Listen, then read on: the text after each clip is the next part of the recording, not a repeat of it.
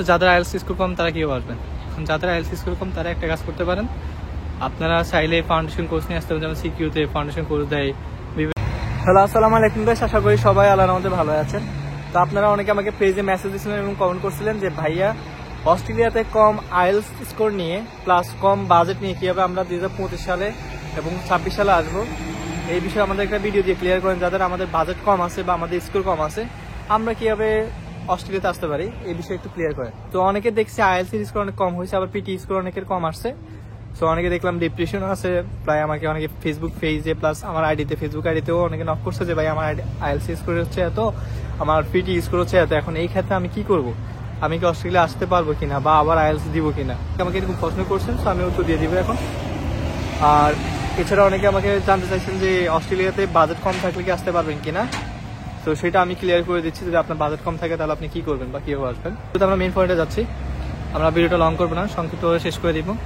বাংলাদেশ থেকে অনেক স্টুডেন্ট আসে, মিডল ক্লাস ফ্যামিলির সন্তান অনেক আসে, ঠিক আছে। সবচেয়ে রিচ ফ্যামিলির পোলাবেন আসে এমন না, ধরেন 80% অথবা 70% পোলাবেন আসে মিডল ক্লাস থেকে।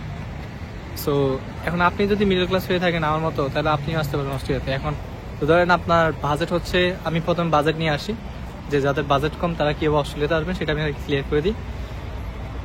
ধরেন আপনি চাচ্ছেন যে ইউনিভার্সিটিতে আসবেন, অস্ট্রেলিয়া একটা ইউনিভার্সিটিতে আপনি পড়াশোনা করার জন্য আসবেন, সেক্ষেত্রে আপনার বাজেট হচ্ছে একটু কম আছে।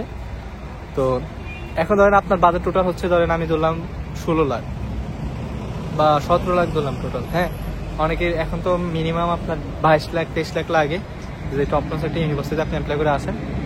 তো যাদের বাজেট হচ্ছে 15 লাখ থেকে শুরু করে 17-18 লাখ, তারা কেউ অস্ট্রেলিয়ার জন্য আমি একটু ক্লিয়ার করি।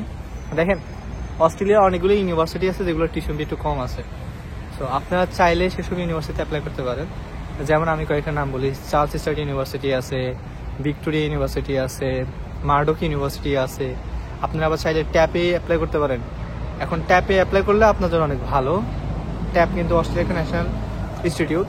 সো ট্যাপে আপনারা অ্যাপ্লাই করতে পারেন, ট্যাপের বিষয় অনেক ভালো। তো আমি যখন অ্যাপ্লাই করছিলাম তখন অনেকেই ট্যাপ আসছিল, বিশেষ করে তখন ভালো ছিল, এখনও ভালো আছে।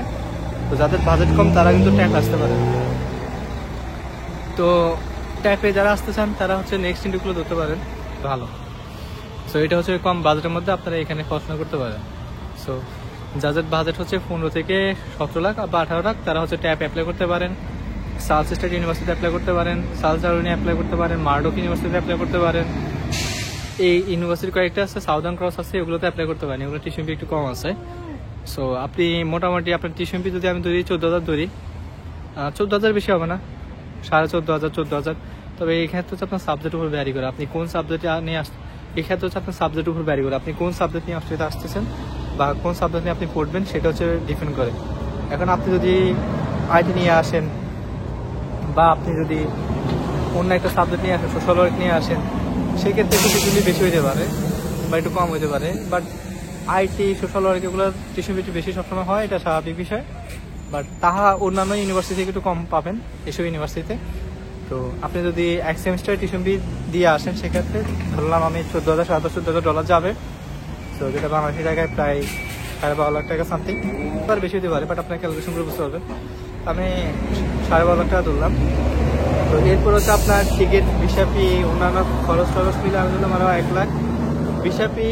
তারপর হচ্ছে আপনার ভিসা ফি, আপনার টিকিট ভাড়া, আপনার হচ্ছে অন্যান্য খরচ দিলাম আমি আর 2 লাখ।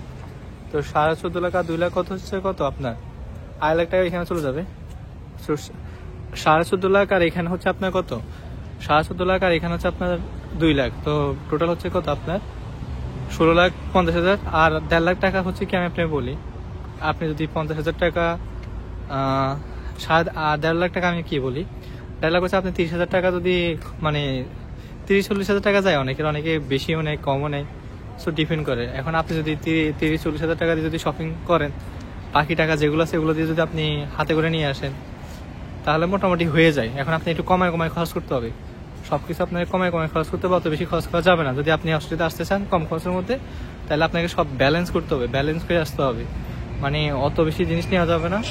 তারপর হচ্ছে যে মানে একটু কম খরচের মধ্যে সব কিছু মেনটেন করতে হবে আপনার, যেমন লয়ারের ফি আছে, অন্যান্য খরচ আছে, সব কিছু আপনাদের মেনটেন করে সো আপনি আসতে পারবেন। এখন দেখেন অনেকে বাজারে 17-18 লাখ, তো আপনারা চাইলে কিন্তু আসতে পারবেন না এমন না। তবে হচ্ছে যেগুলো ইউনিভার্সিটির টিউশন ফি কম বা ওগুলো হচ্ছে আপনার লেভেল 3-তে বা লেভেল 2-তে কিছু ইউনিভার্সিটি আছে, ওগুলোতে আপনারা অ্যাপ্লাই করতে পারলে আপনি আসতে পারবেন, সমস্যা নেই। বিষয় রেশিও দেখেন আপনার ডকুমেন্টসের উপর কিছু ইউনিভার্সিটি ডিপেন্ড করে। এখন বিষয় শুরু দেখেন কিছু ইউনিভার্সিটির বিষয় একটু ভালো, এটা সত্যি কথা। অনেকে বলে না ডকুমেন্টসের উপর ডিপেন্ড করে, ঠিক আছে, বাট কিছু ইউনিভার্সিটির উপর ডিপেন্ড করে আপনার বিষয় রেশিও, এটা সত্যি কথা। এটা অনেকে বলবো অনেকে বলবো না, বাট আমার পার্সপেক্টিভ থেকে আমি বলতেছি টপ নোটস ইউনিভার্সিটি বিশেষ সবসময় একটু ভালো থাকে, এটা সত্যি কথা। লেভেল 2 ইউনিভার্সিটি বিশেষ কিছু ইউনিভার্সিটির বিশেষ ভালো থাকে, আবার কিছু ইউনিভার্সিটি বিশেষ একটু কম থাকে, সো ডিপেন্ড করে। বাট আপনার ডকুমেন্টস ঠিক থাকলে আপনি বিষয় হবেন, এটা শিওর। তো ট্যাপে করতে পারেন, আবার বিভিন্ন ইনস্টিটিউট আছে বা কলেজ আছে, ওগুলোতে অ্যাপ্লাই করতে পারেন। আচ্ছা, এবার হচ্ছে যাদের আইএলটিএস স্কোর কম তারা কীভাবে আসবেন? যাদের আইএলটিএস স্কোর কম তারা একটা কাজ করতে পারেন, আপনারা চাইলে ফাউন্ডেশন কোর্স নিয়ে আসতে পারেন, যেমন সিকিউতে ফাউন্ডেশন কোর্স দেয় বিভিন্ন ইউনিভার্সিটি হচ্ছে, ওরা আপনাকে প্রোভাইড করবে 6 মাসের কোর্স।